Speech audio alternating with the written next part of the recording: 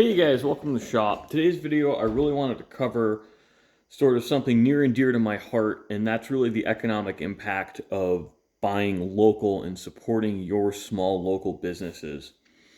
Now, I have grabbed some of the consumables and everyday tools in my shop, just a cross section. Every tool you see on the bench in front of you is made in the USA. Um, And I think that's something to remember. When you buy local, 70% of the money you spend stays in that local economy. It's when you go to, say, Walmart or whatever, it's more like 40% of your dollar stays in the local economy. And when you support a small shop like mine, especially in the firearms industry, sure, 70% of your dollar stays in the local economy, but you know what? Probably 95% of that dollar stays in the US or more. Um, we've got Norton abrasives made in the USA. We've got our Chicago Latrobe drills made in the USA. Even the box is made in the USA. Anchor Lube made in the USA. I don't know where they make their bottles, but I would say probably made in the United States. Now we've got a combination of a Fordham handpiece made in the USA, a Ullman precision head, and yeah, so this section here I believe is made overseas, but this guy's a small local business. I believe it's a three-man operation. He does aerospace machining and he makes checkering tools. And when you support a business like mine, you're also supporting another small, not sole proprietorship, but owner operated business. This is another one. So this is made by Climber. This is a chamber reamer. These are not inexpensive, but this is another US based business, and they buy their raw materials from other US based businesses. Economically, your economic impact of spending money at small businesses really stays in the US. And even when that small business is buying used, I bought this locally. Um, so, our dollars are really staying in the area. They're supporting other small businesses a lot of the time.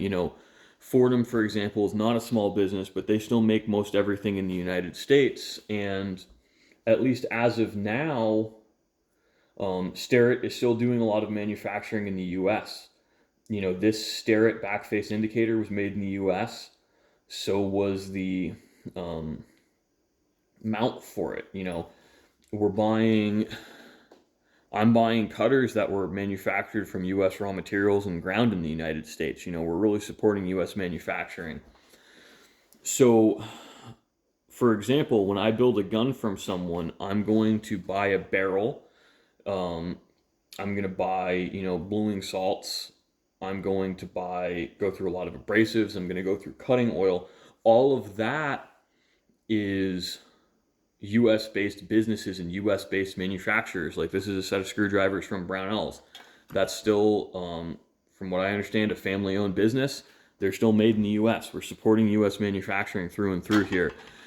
And I can give you the numbers and you can find them out for yourselves. But when you go buy a lot of these mass market guns, Remington's a good example. They've been owned by a bunch of different investment firms that have foreign ownership interests in them.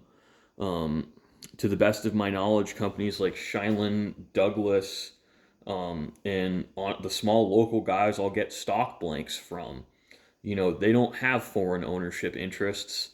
And, so when I buy a stock blank, we're supporting a local business in a logger. We're supporting a local business and the guy who trucked that to wherever it was milled.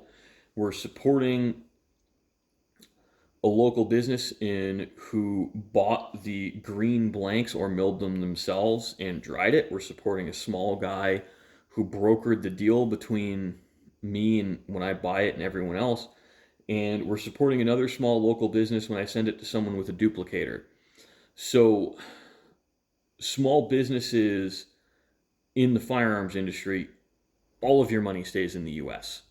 It's not like you're going and buying your iPhone or some other high-tech device where all of the manufacturing is really done overseas. Everything is done here in the US.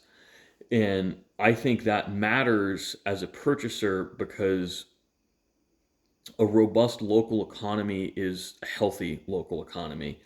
And I think, unfortunately, with globalization, we kind of have to look at the entire US as our local economy now. We can't just say, oh, well, it's my town, my county, my state.